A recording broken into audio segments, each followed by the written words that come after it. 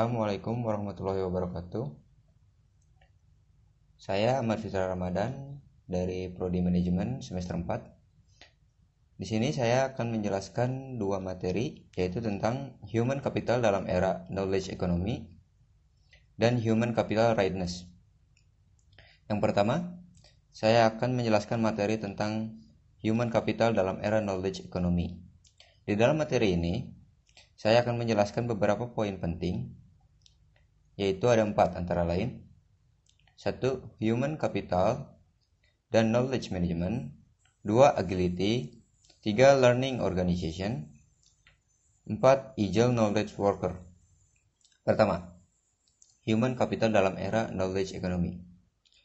Adapun pengertian dari Human Capital mengacu pada seluruh sumber daya yang dimiliki dan dimanfaatkan secara utuh untuk eksistensi suatu organisasi.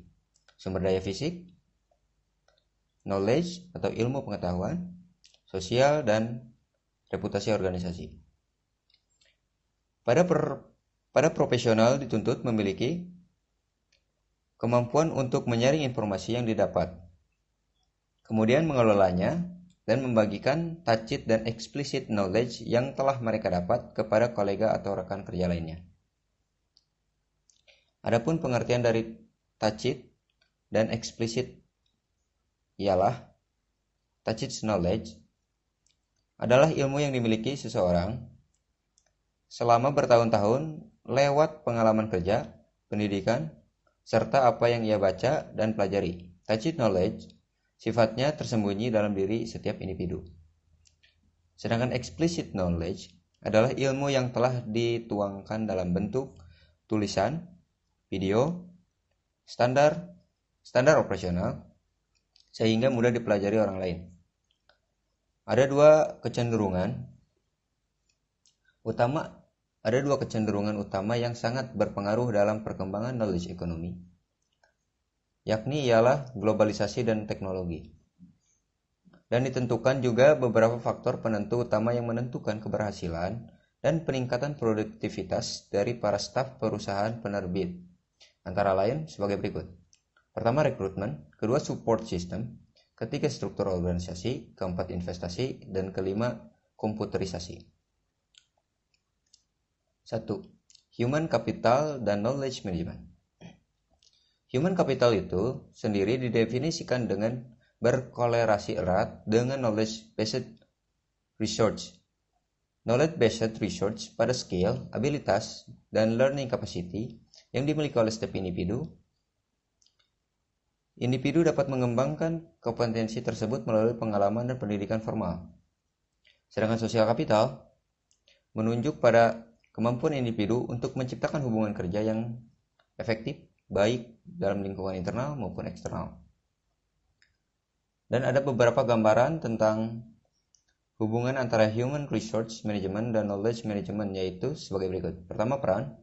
Kedua, hubungan. Ketiga, fokus pembelajaran. Keempat, fokus strategi. Dan kelima, konteks. Mengimplementasikan knowledge management dengan cara menciptakan budaya knowledge sharing juga merupakan salah satu peran divisi HRD atau HRD. Untuk mencapai kesuksesan dalam organisasi dibutuhkan beberapa faktor antara lain proaktif, komunikatif, knowledge sharing, waktu, dan knowledge management. 2. Agility. Dalam jurnal dijelaskan bahwa agility adalah strategi perusahaan untuk memberikan respon yang cepat terhadap perubahan bisnis yang amat radikal dan kompetitif. Kebutuhan akan adanya kemampuan agility berdasarkan 4 prinsip, yaitu melayani pelanggan, menguasai perubahan, mobilisasi kompetisi, serta sumber daya yang ada, dan terakhir kemampuan untuk bersaing di industri. 3. Learning Organization. Organization learning adalah kemampuan sebuah organisasi untuk mampu menggali dan mengolah pengalaman melalui eksperimen, observasi, serta mampu menganalisa keberhasilan-kegagalan untuk diterapkan dalam suatu sistem atau aplikasi baru yang membantu pencapaian yang baik. Adapun untuk dapat mempersiapkan organisasi kita dapat menjalankan 5 hal, yaitu system thinking, personal mastery, mental models, building shared vision, dan terakhir team learning. 4. Agile knowledge worker.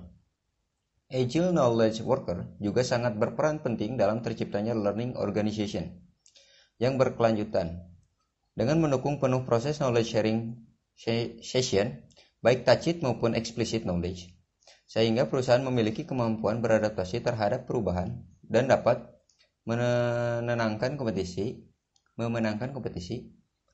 dengan cara mampu memenuhi kebutuhan konsumen. Yang kedua, saya akan menjelaskan materi tentang human capital readiness. Human capital readiness. Ketersediaan human capital readiness yang tinggi juga sejalan dengan general strategic objektif perusahaan yang akan dicapai. Antara lain berkomitmen untuk menjadi partner bisnis terbaik bagi seluruh pemangku kepentingan dengan cara mengimplementasikan seluruh nilai luhur organisasi di setiap aktivitas bisnis dan kehidupan sehari-hari. Dan kemudian berkomitmen untuk mencapai kualitas kinerja secara total dan menyeluruh di seluruh area tugas.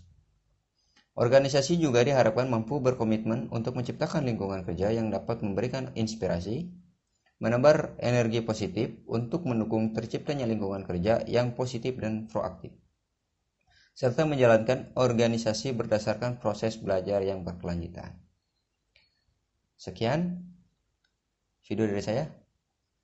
Terima kasih. Wassalamualaikum warahmatullahi wabarakatuh.